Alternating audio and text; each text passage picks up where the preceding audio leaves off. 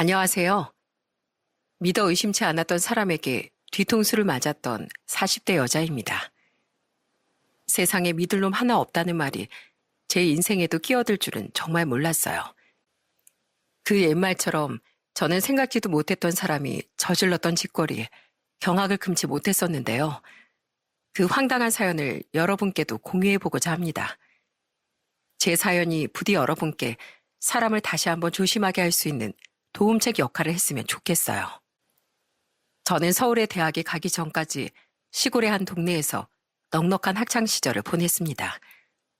내노라는 부자는 아니지만 그 동네에서 저희 집은 꽤 여유로운 편이었어요. 저희 부모님은 돈이 있다고 거들먹거리기보단 도움을 청하는 동네 분들께 기꺼이 도움의 손길을 내밀던 선한 분들이셨죠. 그리고 그분들 중엔 미래의 제 시모가 된 분도 있었어요. 미안해, 윤수가. 너도 알다시피 우리 집은 농사 짓는 땅이 워낙 작잖아. 게다가 이번 태풍 피해가 우리 논에 너무 심해서 당장 우리 네 식구 손가락만 빨면서 겨울나게 생겼어. 친구인 너한테 참 염치 없지만 이번 한 번만 더 도와주라. 어? 엄마 시모는 어릴 적부터 옆 동네에서 같이 자란 친구였다더군요. 시아버진 다른 지역 분이었는데 시모와 그 지역에서 함께 장사를 하다 망한 후 시모의 고향 옆 동네인 저희 동네에 이사를 와서 농사를 짓기 시작하신 거예요. 저희 집과 달리 형편이 어려웠던 시모는 친구인 저희 엄마께 그렇게 가끔 돈을 빌렸던 거죠. 친구인 두 분 덕에 양가 부모님은 꽤 친하게 지내는 편이었고 자연스레 저와 두 남동생은 저보다 3살, 1살이 많던 시숙과 남편과도 어릴 적부터 함께 자라게 됐어요. 하지만 사춘기가 되고 여중 남중으로 학교가 갈리며 남편과 전 거의 만날 일이 없게 되었다가 성인이 된 후론 서울로 상경해 마주치면 눈인사는 하는 정도로 멀어지게 된 겁니다. 그러다 제가 36살이던 해 명절에 저는 오랜만에 남편을 마주치게 됐어요. 부모님 집에서 밥을 배가 터지게 먹은 전 소화를 시키기 위해 잠시 동네 산책을 나왔습니다. 그리고 그때 마찬가지로 산책 중이던 남편을 만나게 된 거예요. 그렇게 우린 어린 시절 이후 아주 오랜만에 산책 겸 나란히 걸으며 긴 대화를 하게 됐어요. 그날이 우리의 운명의 순간이었던 거죠. 지수 너 세무사 됐다며? 진짜 대단하다. 멋있어. 대단은 무슨, 세상에 대단한 사람이 얼마나 많은데. 오빤 회사 다닌다며? 예전에 오빠 나보다 공부 더 잘했었잖아. 그럼 회사도 좋은 회사 다니겠네? 그렇지도 않아. 수능 시험 볼 때 온 힘을 다 쏟아낸 건지 대학 졸업하고선 별 볼 일이 없었어. 사실 나도 세무사 시험 준비했었거든. 그런데 몇 번 떨어지고 나니까 이건 내 길이 아니라는 걸 확실히 알겠더라. 그래서 깔끔하게 포기하고 지금은 적당한 회사 다니면서 만족하고 있어. 돈 많이 버는 것도 좋지만 충분히 노력하고 살다가 안주한 지금 내 삶이 난 참 좋아. 그래?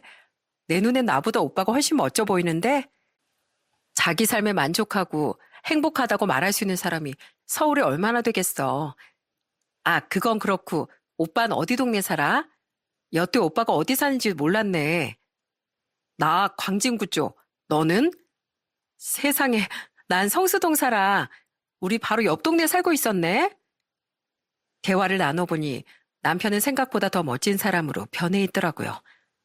비록 직업은 제가 더 좋았을지언정 살아가는 마음가짐이 참 좋다고 생각했거든요. 게다가 알고 보니 집도 바로 옆 동네이지 않겠어요? 그날을 계기로 우린 연락처를 주고받으며 서울에서 만남도 가졌습니다. 그렇게 밥도 술도 몇 번 먹다 보니 대화도 잘 통하고 가치관도 비슷하더군요. 결국 우린 1년의 연애 끝에 웨딩 마치를 올리게 됐죠.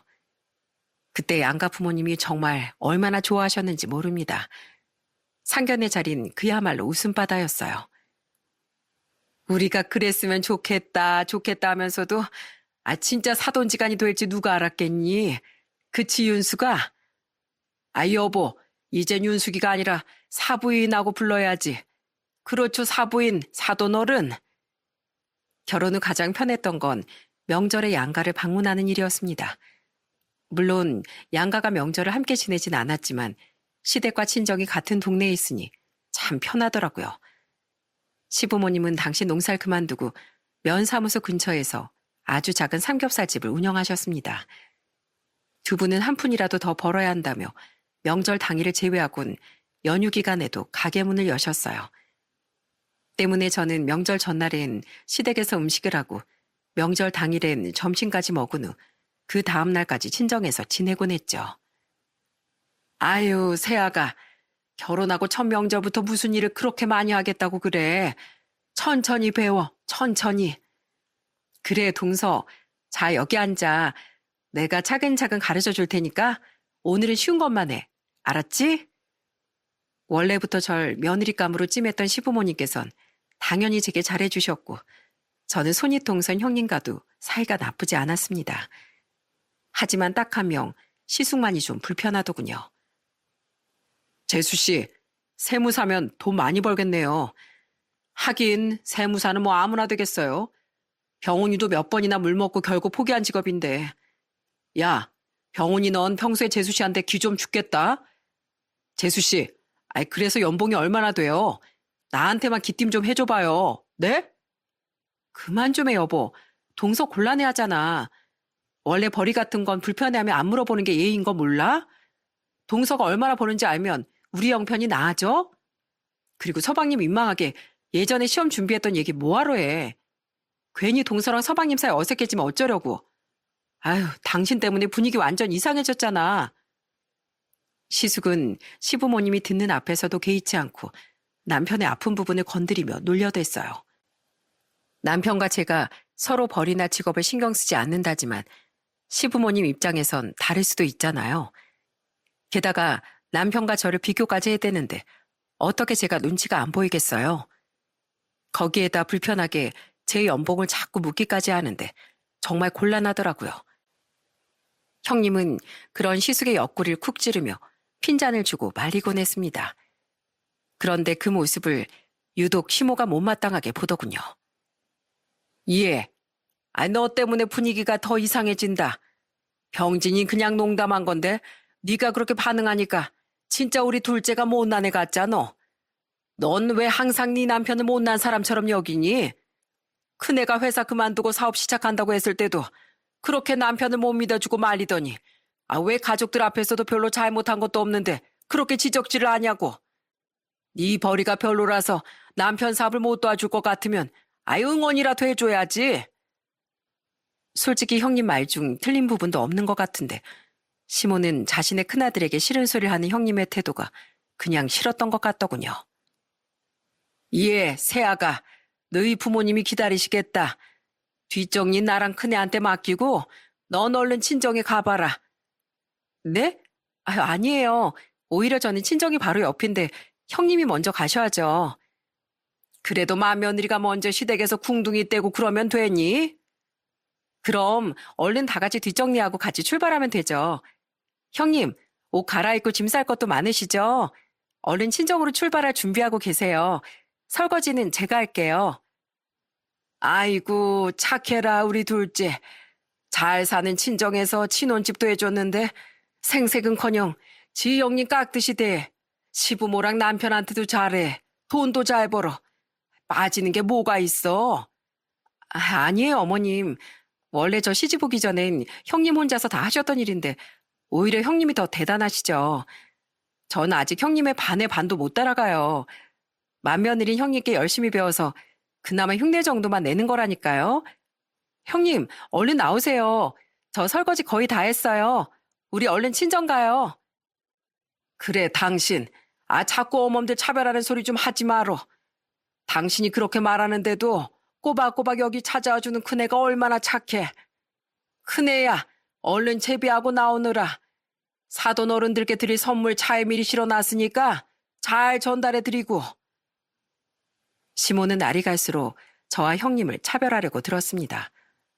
솔직히 전 명절 전날에도 음식을 다 하면 친정에도 가끔 놀러가고 했었기에 친정에 빨리 가고 싶다거나 하는 마음이 별로 없었어요.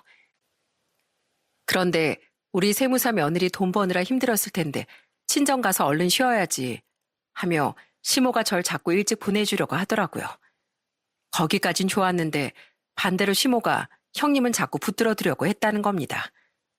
시숙은 그러거나 말거나 신경도 쓰지 않았고 형님 편을 들어주는 건 시아버지와 저, 그리고 남편이었죠.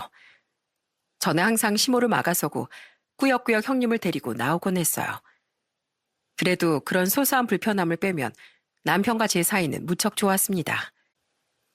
난 동네 사람들 모두가 존경하는 두 분이 내 장인 장모님이라는 사실이 정말 자랑스러워. 한 번이라도 더 찾아뵙고 옆에서 배우고 싶다니까. 남편은 저희 집에 참 잘했습니다. 회사에서 뭐가 좋다, 장인 장모님께 뭘 선물해드렸다 하는 얘기만 들으면 자기 용돈을 써서라도 귀엽고 그것들을 사오더군요. 물론 시부모님께도 똑같이 챙겨드리긴 했지만 저희 부모님이 참 좋다는 그 말 자체가 저는 너무 고맙더라고요. 장인어른, 당금주 좋아하시죠? 제가 장인어른 드리려고 집에서 직접 인삼 다 손질해서 당금주 만들어 왔어요. 뭐? 아니 이걸 자네가 직접? 아이고, 이런 귀한 걸 내가 어떻게 먹나. 고맙네. 집에 두고 우리 사이가 만들어다 준 거라고 자랑 좀 해야겠어.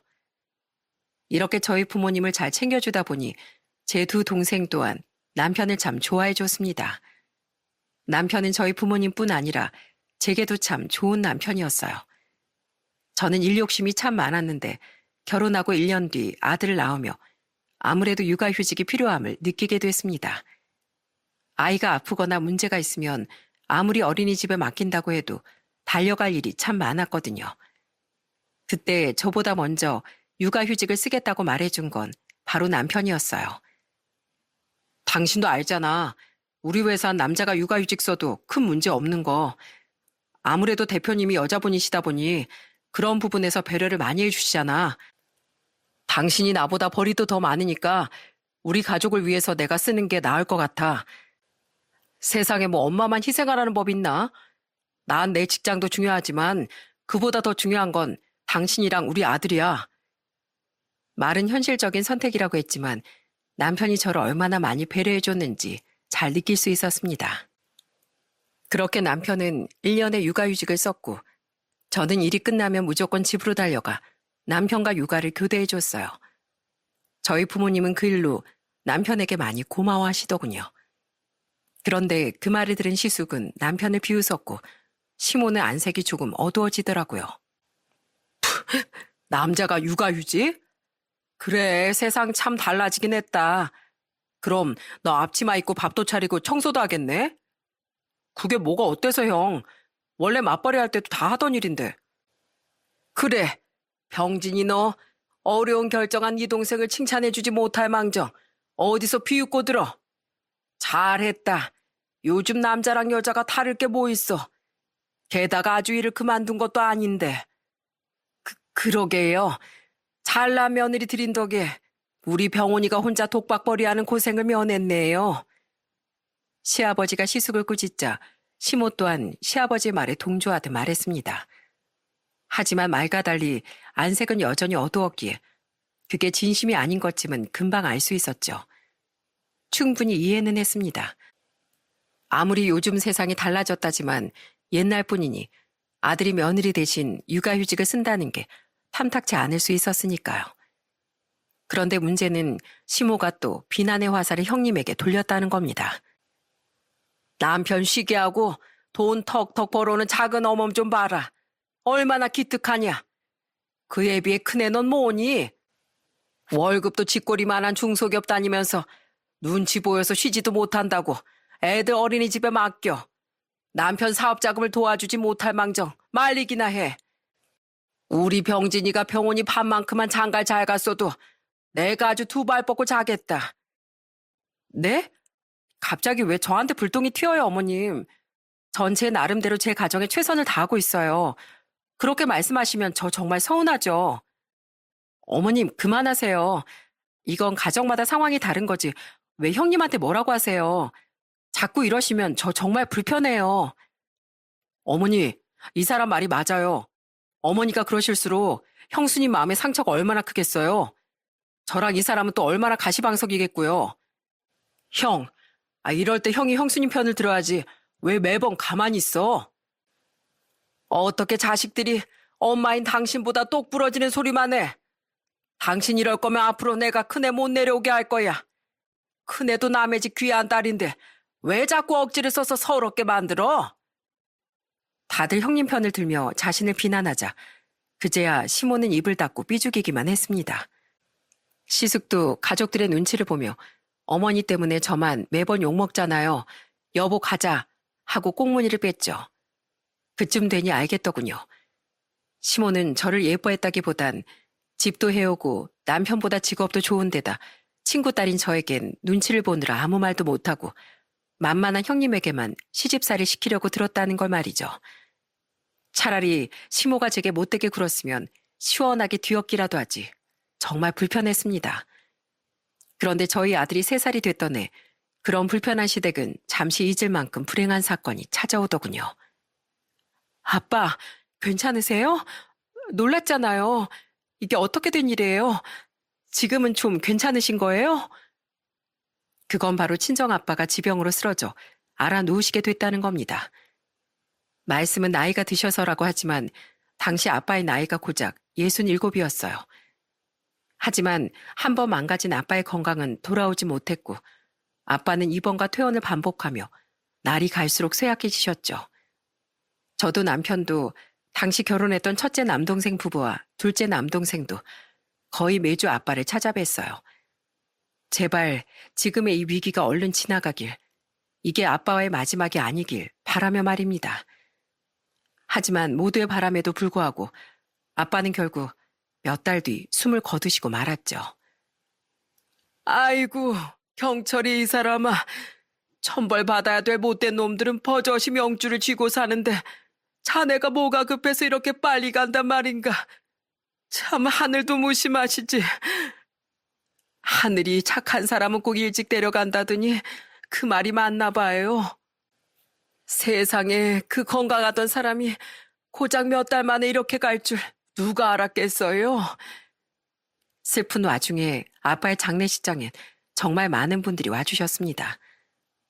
평생 베풀고 선하게 사신 아빠의 인생이 틀리지 않았음을 모두가 증명해 주신 거죠. 아빠와 사돈이자 원래 가까운 사이셨던 저희 시부모님은 3일 내내 장례식장을 지켜주시기도 했어요. 윤수가, 아이고 이게 무슨 일이니. 너무 가슴 아파서 힘내라는 말도 못하겠다. 사돈 어른 참 좋은 분이셨는데 하늘도 무심하시지. 시모는 친구로서 저희 엄마 손을 잡고 많은 힘이 돼주었어요. 형님 일로 달리봤던 시모지만 그땐 정말 감사하더라고요. 장례식이 끝난 이후 저와 남편 그리고 두 남동생은 모두 엄마를 모셔가려고 했습니다. 하지만 엄마는 단호하게 거절하시더군요. 난 비록 동네는 조금 달라도 평생 이 지역에서 나고 자랐다. 그런 내 고향을 떠나고 싶지 않어. 게다가 내 나이 고작 66이다. 나 아직 정정해. 아프면 지체 없이 병원에 가고 너희한테도 연락할 테니까 걱정하지 말거라. 그래 어머마, 오래도록 한 곳에 터 잡고 산 사람이 다른 곳으로 가면 병나는 법이야. 내가 네 엄마 옆은 잘 지키고 있을 테니까 아무 걱정하지 마. 바쁜데 자주 내려올 것도 없어. 나뿐 아니라 이 동네 사람들 전부가 네 엄마를 돌봐줄 거야. 그때 저와 동생들을 안심시켜준 사람이 바로 시모였습니다. 다른 건 몰라도 제가 태어나기도 전부터 두 분이 친구였다는 건 사실이지 않습니까? 저는 그런 시모를 철석같이 믿고 고마워했어요. 또한 저희 집에서 멀지 않은 곳에 살던 이장님 또한 우리를 찾아와 엄마 걱정은 말라고 말씀해 주셨죠. 이장님은 저희 아빠와 어린 시절부터 가장 절친했던 친구셨거든요. 엄마, 저 왔어요. 어? 어머님 오늘도 와 계셨네요. 나야 뭐 네 엄마 집에 자주 와 있지. 오늘은 너 온다고 해서 일부러 좀 일찍 온 거다. 그래야 너랑 병원이가 안 그래도 자주 네 엄마 들여다보느라 여기 오가기도 힘든데 나랑 네 시아비까지 보러 오는 수고를 덜 게 아니냐. 네 시아버지는 어차피 농사 때문에 바쁘고 다음에 와서 봐도 되니까 구태 우리 집에 들를 필요 없다. 시모는 자신의 말처럼 정말 저희 엄마를 살뜰히 챙겨주셨습니다. 저희 부부와 두 남동생은 엄마가 걱정되어 정말 자주 찾아뵀었어요. 그런데 매번은 아니어도 시모는 정말 자주 저희 친정에 와 계시더군요. 또한 가끔은 엄마를 챙겨주러 들르던 이장님을 뵙기도 했는데 그런 모습을 보며 참 많이 안심이 됐습니다. 엄마 곁엔 좋은 분들이 이렇게 많구나 싶어서 말이죠. 저는 너무 감사한 마음에 친정에 갈 때마다 시댁에 꼭 들러 용돈이나 맛있는 음식이라도 드리고 오곤 했어요. 이장님 댁에도 마찬가지로 말입니다. 그렇게 시간은 빠르게 흘러 어느덧 아빠가 돌아가신 지도 2년이 다 되었더군요. 그 사이 막내 남동생은 결혼을 했고 엄마 또한 웃음을 되찾으시는 듯 보였어요. 하지만 그것도 잠시 아빠의 두 번째 기일이 되기 몇 달 전부터 엄마는 자꾸 어두운 모습을 보이시더라고요. 엄마, 요새 왜 자꾸 표정이 어두우세요? 무슨 일 있으세요?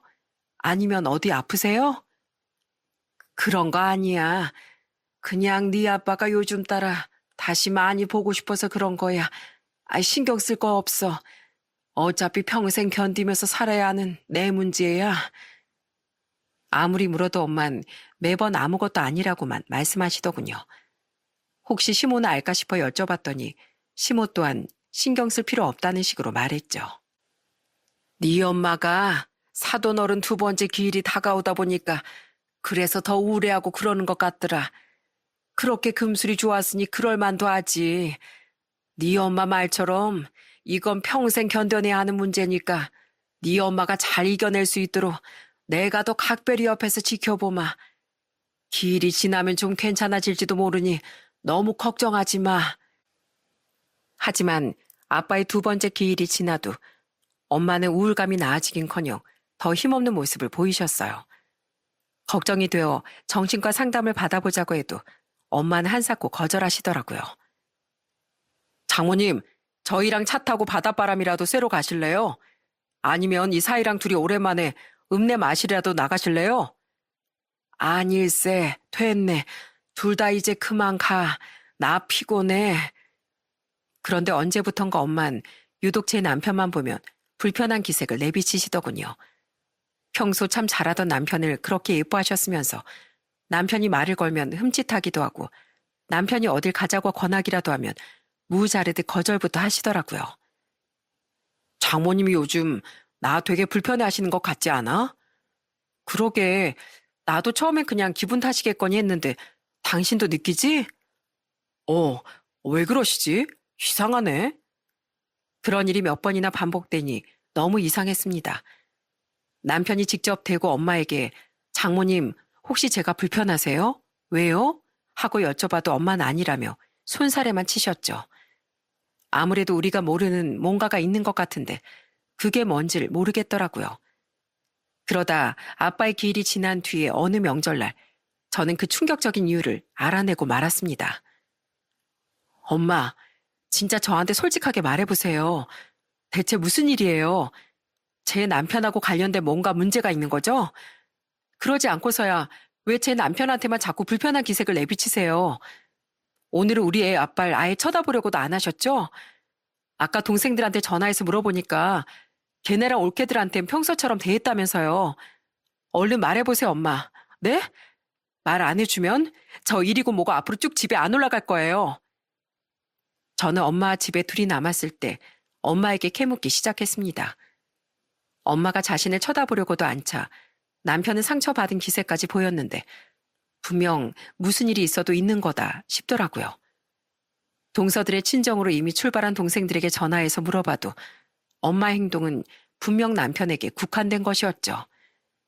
엄마가 남편 앞에선 절대 말을 하실 것 같지 않아 저는 아들을 데리고 동네 산책이라도 좀 하고 오라며 남편을 집에서 내보냈던 거예요. 그게 말이다, 지수야. 사실 엄마 요즘 너무 괴로웠다. 네 시어머니 때문에 말이야. 네? 저희 어머님이요? 그게 무슨 소리세요? 네 시어머니가 갑자기 완전 다른 사람이 돼서 나한테 이상한 겁박을 하기 시작했어. 내 그것 때문에 너희들에게 말도 못하고 혼자 속앓이 하느라 속병이 날 뻔했다. 그러니까 그게 무슨 말씀이시냐고요. 알아듣게 좀 얘기해 주세요. 그런데 생각지도 못하게 엄마의 입에선 시어머니라는 이름이 나오지 않겠어요? 전혀 알아듣지 못할 말에 이어 엄만 조용히 휴대폰을 꺼내 제게 음성 녹음 파일 하나를 들려주셨습니다. 통화 내용 녹음본인 듯한 그 파일에서 흘러나온 목소린 제 시모와 엄마의 것이 확실했어요. 그리고 두 사람의 대화 내용은 생각지도 못한 충격을 제게 안겨주었죠.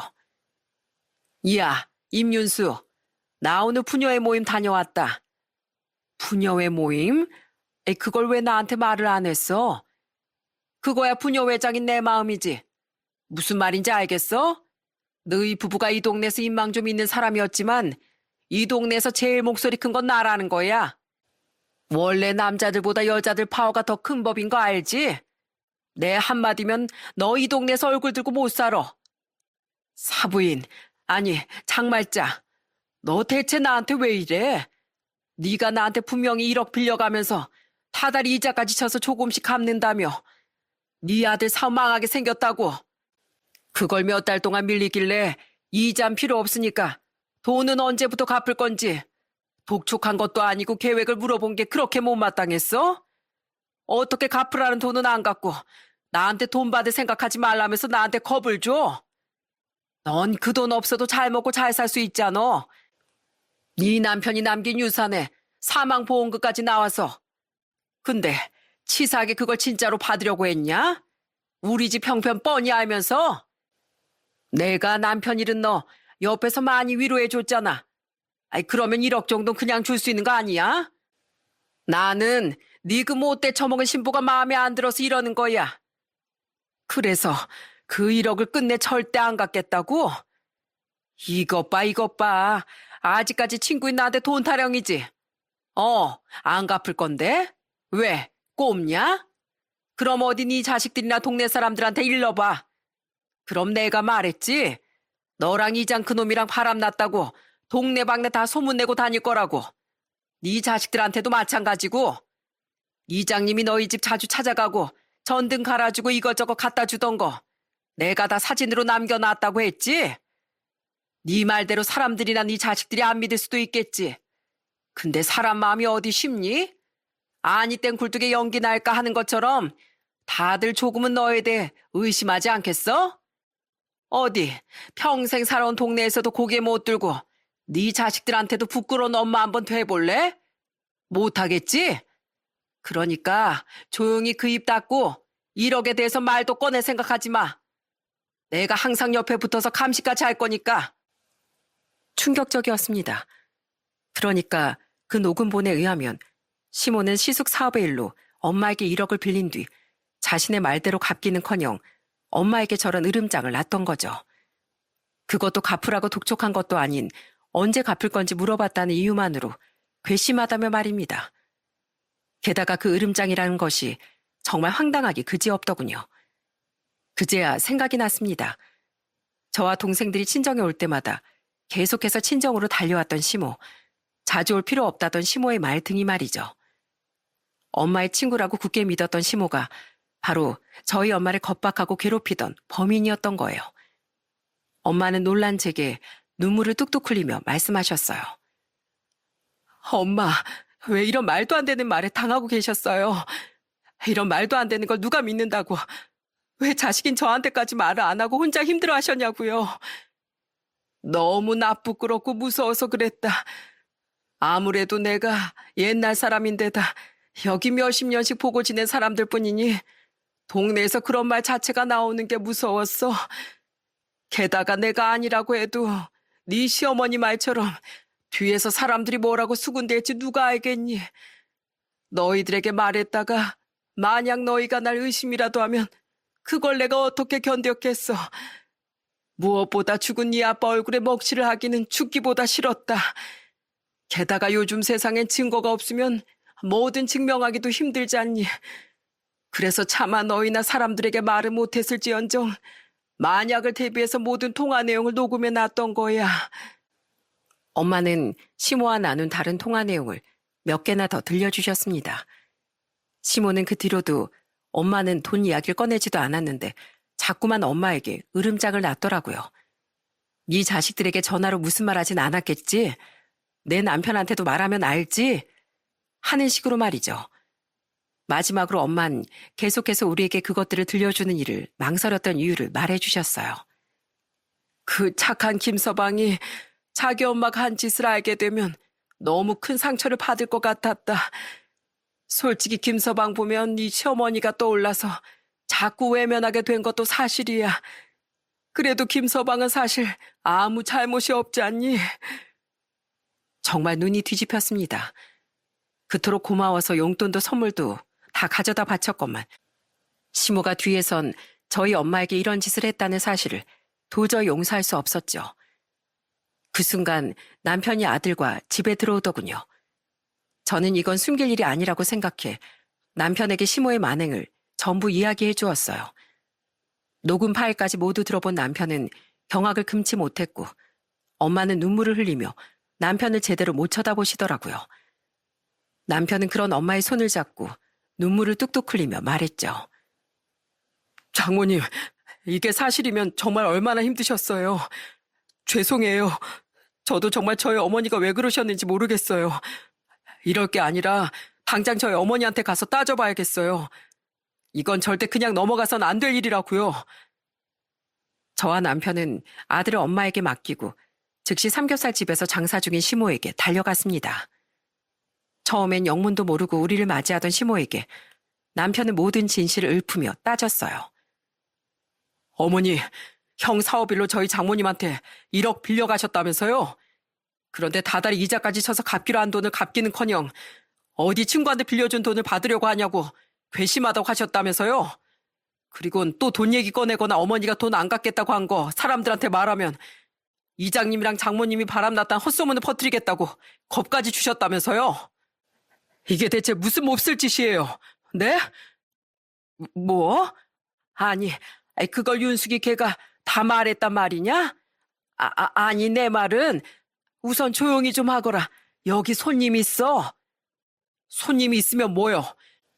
이미 세상 창피한 일은 다 저질러 놓고 이제 와서 뭐가 창피하세요? 이게 무슨 소리야? 뭐가 어쩌고 어째?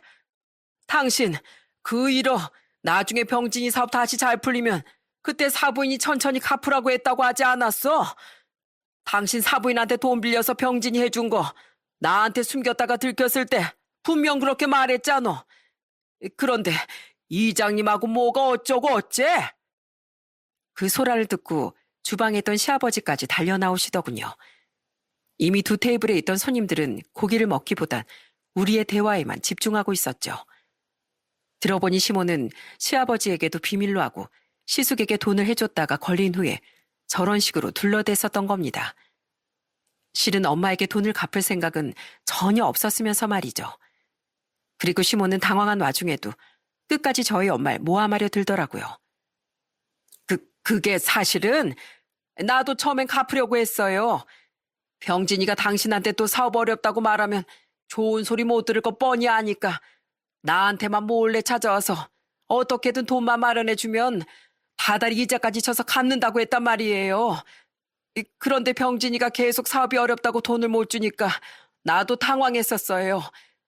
그 와중에 윤숙이가 돈 언제 갚을 수 있냐고 묻는데 생각해보니까 야구르잖아요. 친구라는 게 친구가 어려우면 입 다물고 기다려줄 줄도 알아야죠. 아니, 당신이 그렇게 갚겠다고 했다가 못 갚으면 빌려준 사람으로서 물어볼 수도 있는 거 아니야. 그게 무슨 말도 안 되는 말이야. 당신이 몰라서 그래요. 윤숙이게 어릴 적부터 다 가졌으면서 쥐뿔도 없는 게 사람들한테도 좋은 사람이라고 인정까지 받고 얼마나 짜증나는지 알아요? 나는 집도 못 살고 오빠들한테도 구박받고 살았는데 걔는 집도 잘 살고 오빠 언니들한테도 예쁨 받고 공부 잘한다고 선생님들한테도 칭찬받고 다니는데 나한테는 아무도 관심도 없었다고요. 게다가 결혼도 난 당신처럼 쥐뿔도 없는 인간이랑 결혼했는데 윤숙이 걔는 옆 동네 부잣집 아들이랑 결혼하고 심지어 학교 다닐 땐 우리 아들들이 훨씬 공부도 잘했는데 지금은 지수제가 훨씬 잘 나가잖아요. 그럼 지수랑 우리 병훈이를 애초에 왜 결혼시켰어?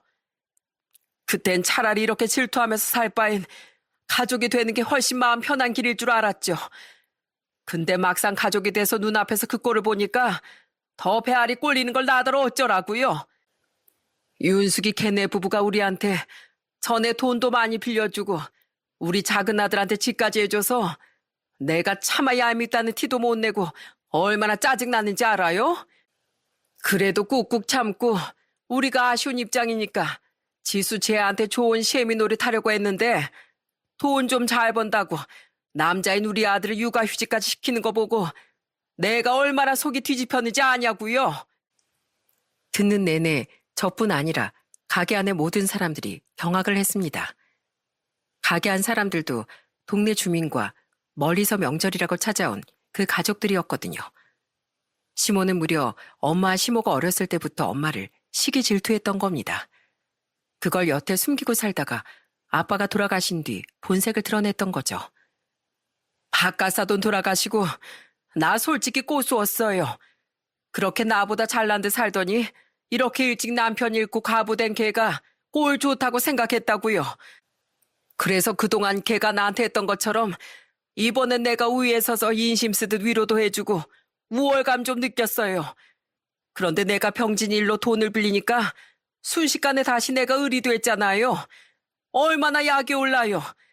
기왕 돈도 약속한 것처럼 못 갚을 거 아예 갚기 싫었어요. 그리고 이참에 어차피 걔 지켜줄 남편도 더는 없겠다. 좀 못 살게 굴고 싶었어요. 왜요? 솔직히 막말로 걔가 남편 잃고 외로워서 이장님이랑 진짜 그런 짓을 저질렀을지 누가 알아요? 어머님, 미치셨어요? 지금 누구 엄마를 모함하신 거예요? 기다려보세요. 저 기왕 이렇게 된 거 우리 엄마가 결백하다는 건 꼭 입증하고 가야겠네요. 들으면 들을수록 기가 차던 와중 시모는 끝까지 저희 엄마와 이장님을 엮으려고 한 거예요. 동네 분들도 있는데 이대로 있다간 저희 엄마만 억울하겠더라고요. 때문에 저는 얼른 이장님께 전화를 걸어 모든 이야기를 들려드리곤 녹음 파일도 전송해드리겠다고 했습니다. 그러자 이장님은 어이가 없다는 듯 당장 가게로 달려오겠다고 말하셨어요. 그리고 5분도 지나지 않아 이장님은 사모님과 함께 가게로 들이닥치셨죠. 이 정신 나간 여자가 지금 누구 인생을 망치려고 그딴 소리를 해대고 다닌 거야. 이 보쇼 병진이 엄마.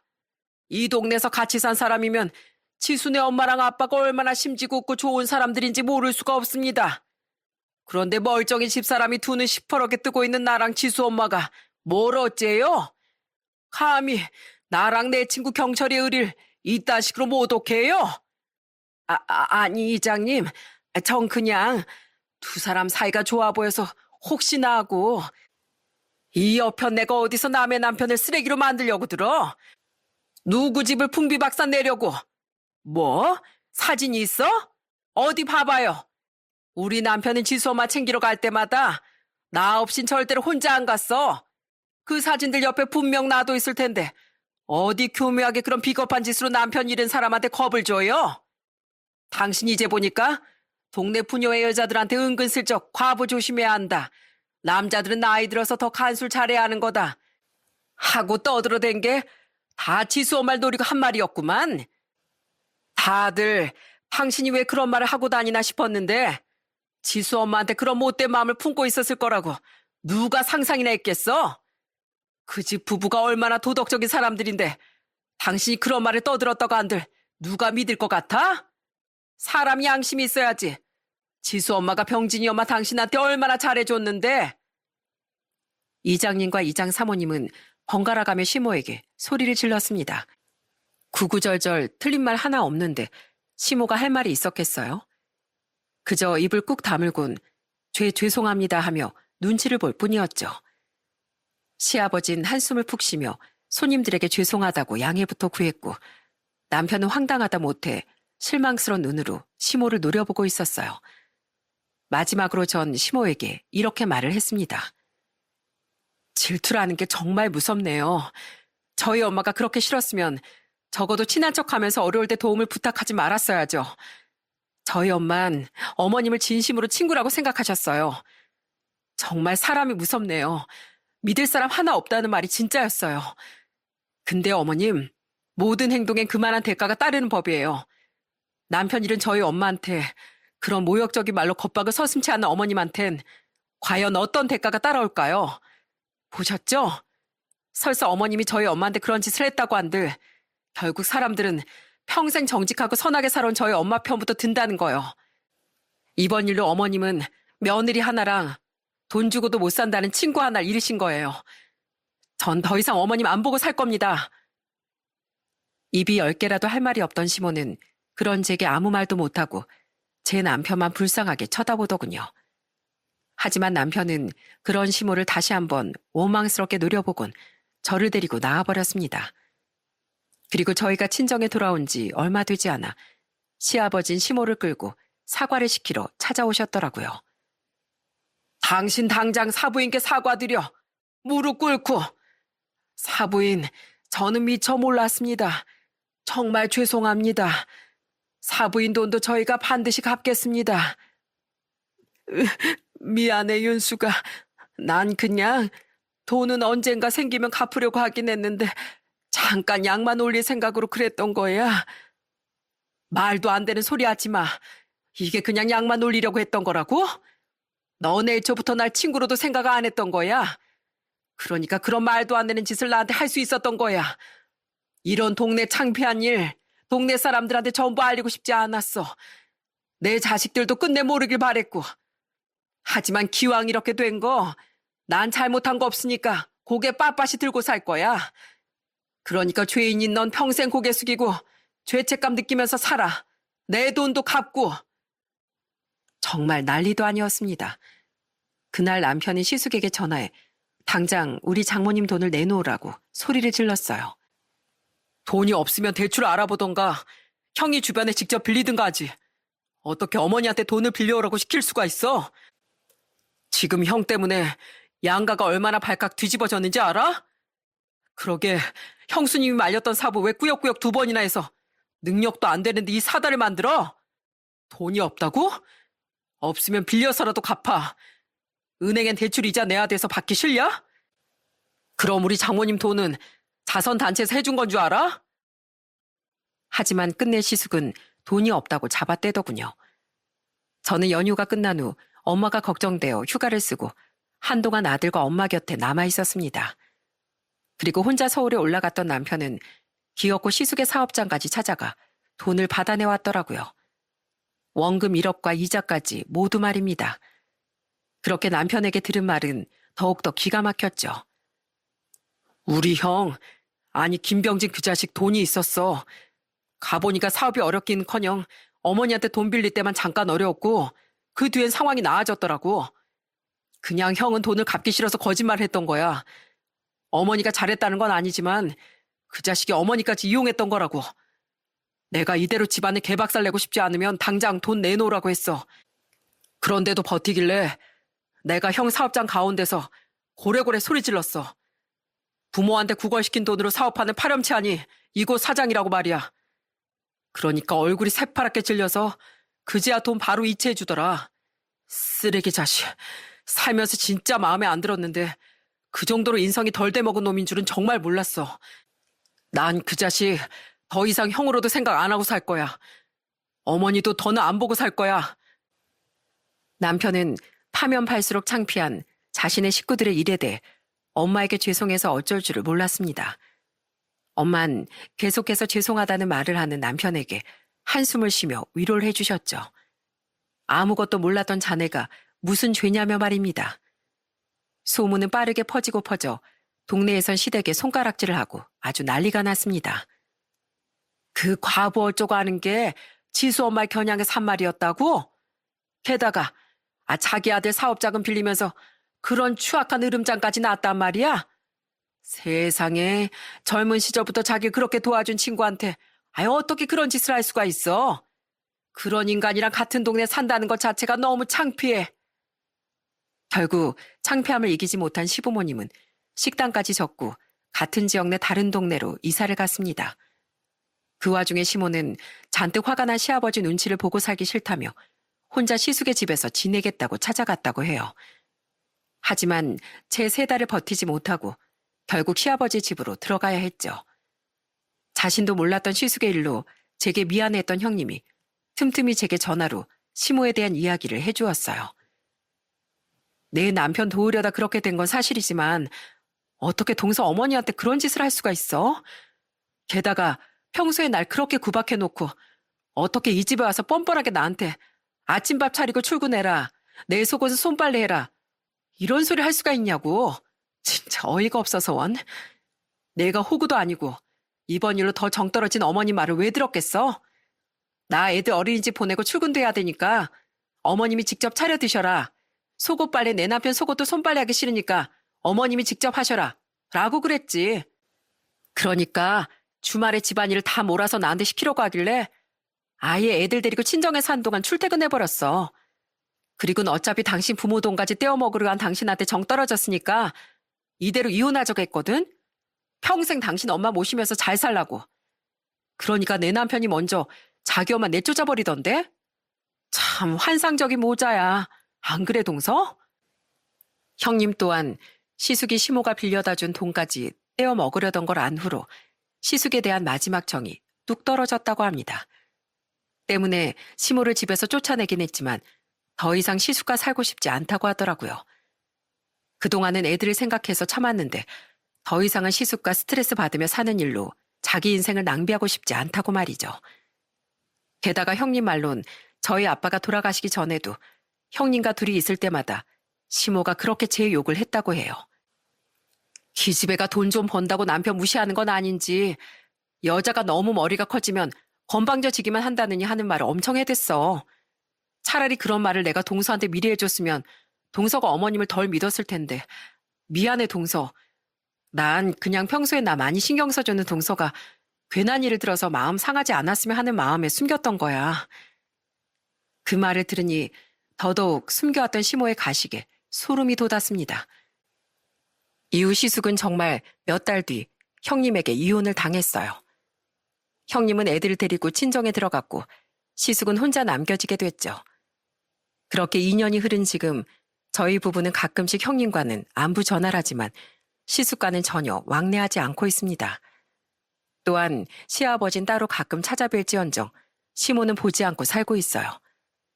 시모는 자신이 도와줬던 시숙에게 버림받은 채 지금은 시아버지 눈치와 구박을 받으며 살고 있죠. 시아버진 시모에게 크게 실망했지만 그동안 산 세월이 있어 차마 이혼만은 하지 않고 그냥 살고 계세요. 그리고 얼마 전 시아버진 우리에게 시숙의 처참한 말로를 전해주셨답니다. 개 끝내 사업 접었다. 자기 엄마까지 이용해서 자기 이속만 채우려던 놈이 자기 직원들한테는 안 그랬겠냐. 사업적으로 다른 사람들한테도 얼마나 이기심을 보였겠어. 아유, 나한테 염치 없이 또 도와달라고 전화 왔었는데 꿈도 꾸지 말라고 호통치곤 끊어버렸다. 그렇게 주위에 사람이 하나도 안 남아봐야 그놈이 정신을 차리지. 그 뒤 돈을 빌리려고 했던 듯 시숙은 남편에게도 전화를 했었습니다. 하지만 남편은 시숙의 전화를 받지 않고 곧장 차단 버튼을 눌러버렸죠.